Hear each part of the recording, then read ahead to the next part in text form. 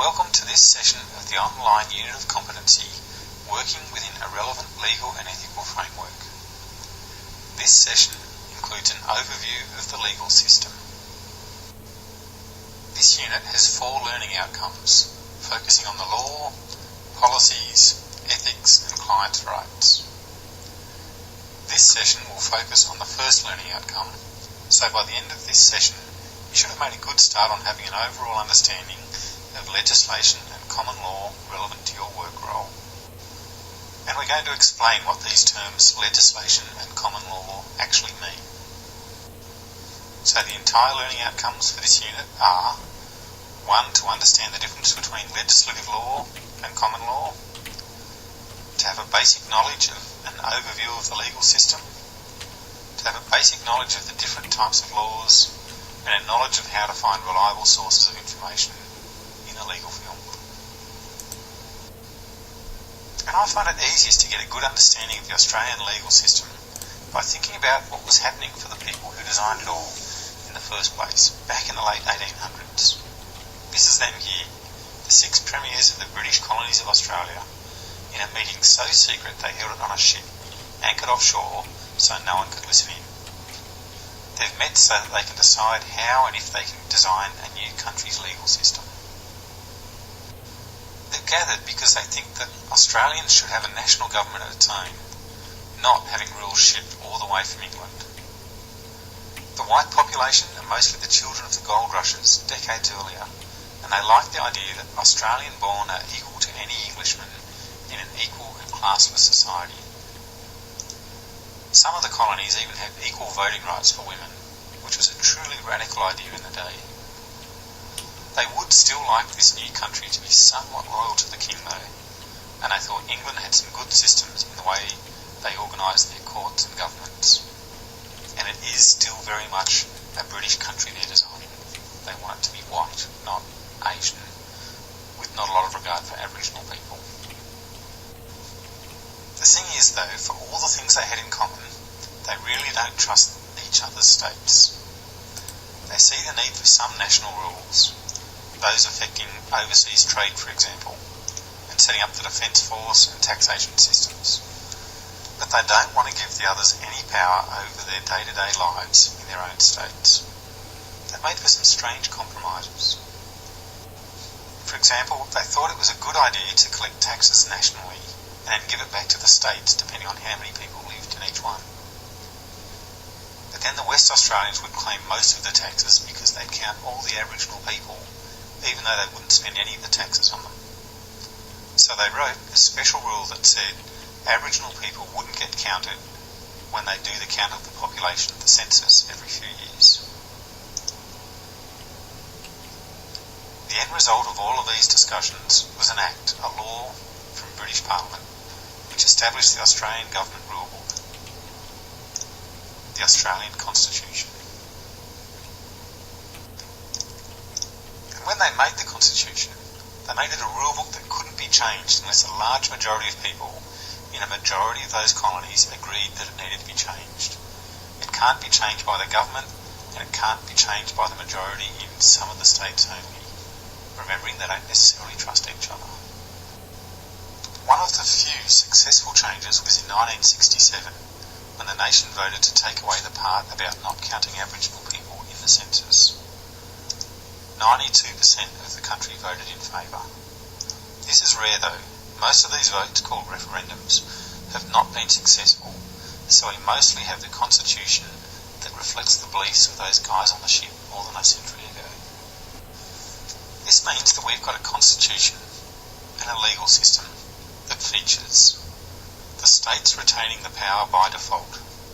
Most community services are held by the state, but some responsibilities like Centrelink and the Defence Forces and managing the economy are the responsibility of the federal government. The Constitution lays out the rules for lawmaking. Government gets to write the laws as acts of Parliament. Courts get to interpret these acts when they decide whether people are guilty or not. We're going to look at that a little bit closely in a moment. Our legal system has egalitarian ideals of fairness and equity.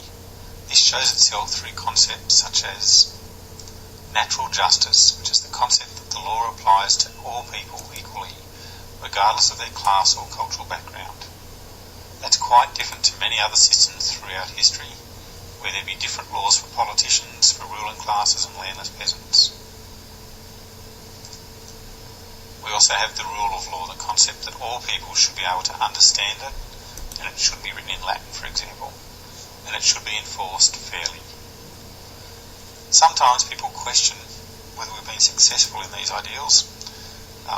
On the next slide we'll have a video that you can watch and see if there are people there that you don't think are having the fairness and equity ideals lived out in their life. An example of how the system works in action will follow the progress of land rights for Aboriginal people. For years, people lobbied to give Aboriginal people rights to self-determination and land rights. In our system of government, it was up to a state government to write a law that established the basis on which Aboriginal people in the state could claim rights to land based on traditional occupation. First, one of our elected politicians wrote a proposed act called a bill, which was put before the Parliament, the people we vote for.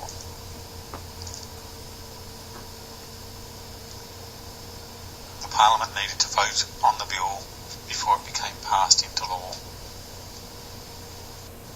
When it was agreed on by a majority of government members in that state, it became an Act of Parliament, a law.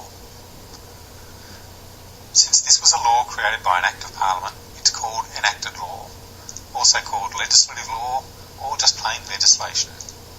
These are all different words for the same concept.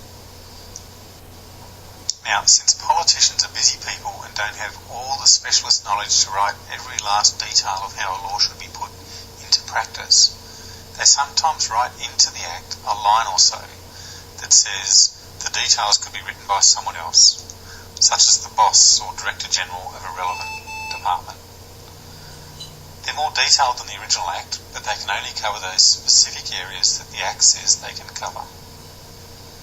These Acts and regulations can use some pretty hard-to-read language, like the example on your screen. Regulations are called subsidiary laws.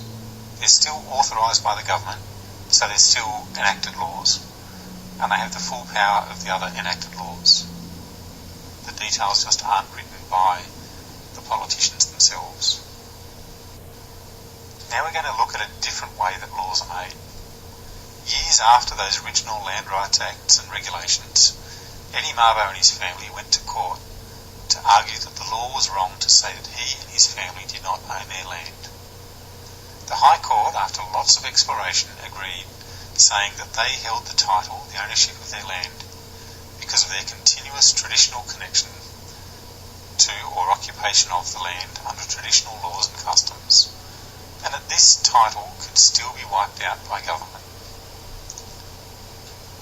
This law was made by the judges, and it's what we call common law. Now, remembering the earlier discussion about the features of Australian law, that all are going to be equal under the law and that laws will be fairly enforced, that means that anyone else in similar situations as Eddie Mabo could also claim to own land in a similar way.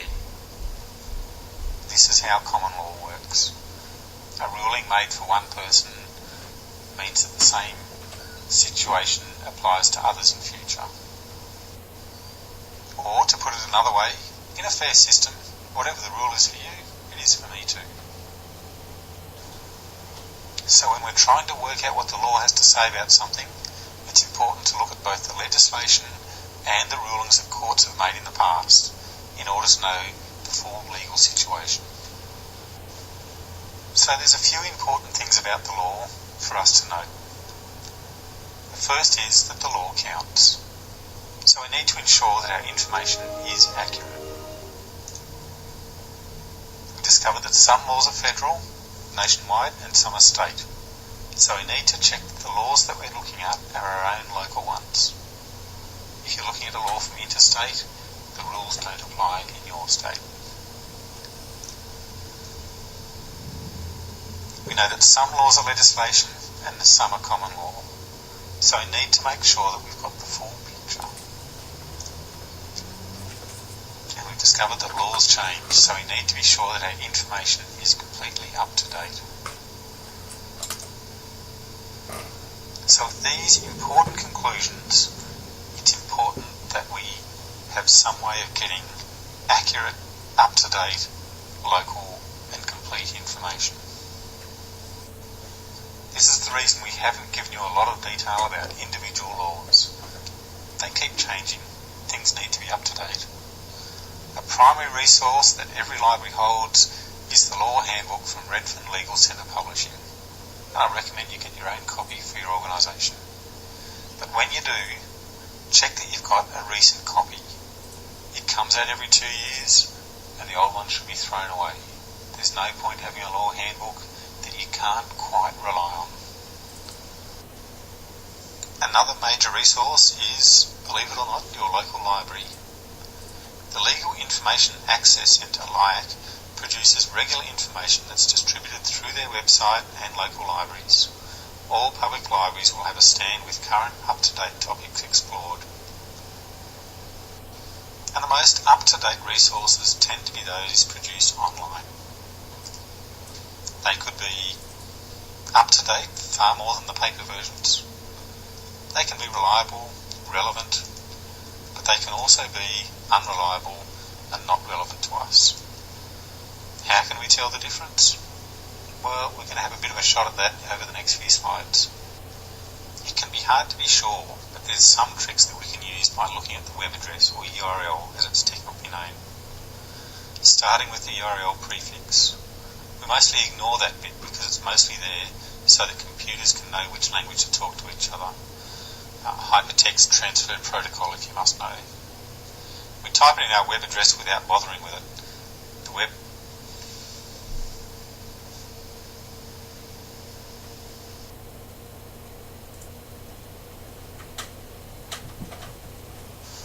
Looking at the tail end of the web address, after the last dot, you can see what's known as the bottom level domain, and generally speaking it tells us where the website's based.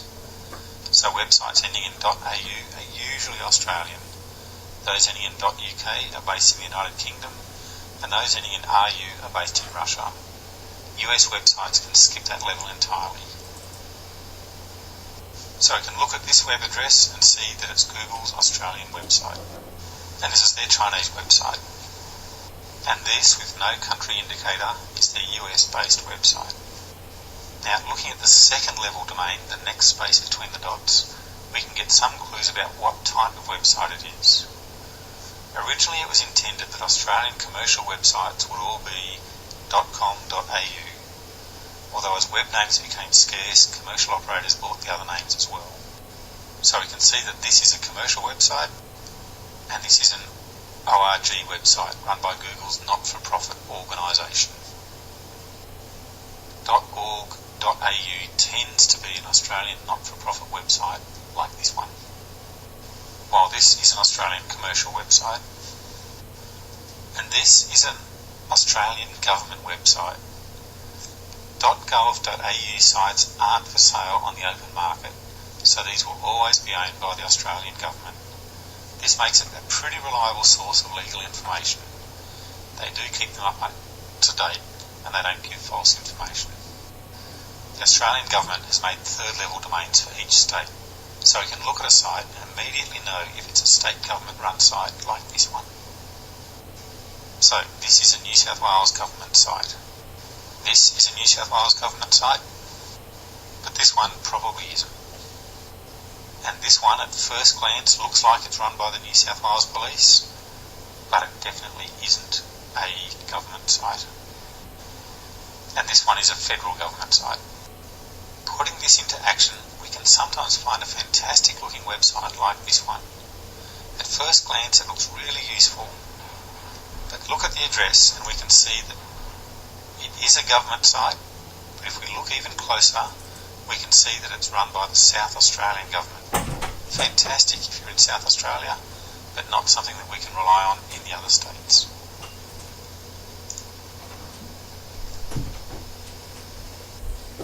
And this one looks great, but it's by a commercial operator. While it's almost certainly good advice, it's not a government site, or one run by an educational institution, it's reasonable to assume that they're going to want to make some money off their site at some stage.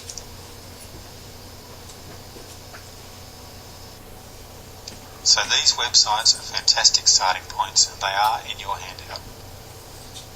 They're .gov.au sites, so we know they're run by the government. Unfortunately, their focus is on legislation, not all law, not common law, not rulings, but the legislation is fantastic. This site is recognised by a lot of people as the #1 legal resource site. .edu.au, it's run by a university, and it's the Australasian Legal Information Institute. Unfortunately, it has more information than you'll probably need. It's fairly hard to use, but it's an extremely comprehensive database of the acts and the regulations and the common law rulings. Useful to have bookmarked anyway. And on your screen is a couple of other sites that are useful, but they're not government. So, reasonable to be sceptical, but it turns out they've got quite good, reliable info. Law4U is actually a commercial site run by a team of lawyers. Lawstuff.org is useful, very brief, but it's great visual information for young people. And the Attorney General's Department site is a gateway to a lot of others. So on your screen at the moment is a range of New South Wales, or in the case of Centrelink, federal government websites with a lot of information on them. And because the government's policy is that the law should be fair and equitable and accessible to all people, each of these websites has information in a variety of community languages. In the case of Centrelink, a very large number of community languages. A fantastic asset if you have a client whose language is not English, whose first language is not English. Another useful resource are the peak bodies. Peak bodies are like a club for organisations within an industry that they can join and represent their interests, develop standards and inform them of new developments. So the Tenants Union, the Youth Action and Policy Association and the Welfare Rights Centre and various other peak bodies. Check that it's a reputable body with a good reputation. They will usually have excellent information for their sector. So you've now completed this step of the lesson. You should understand the difference between legislative law and common law. You should have a basic knowledge of an overview of the legal system and a basic knowledge of the different types of laws, as well as knowledge of how to find reliable sources of information. You've now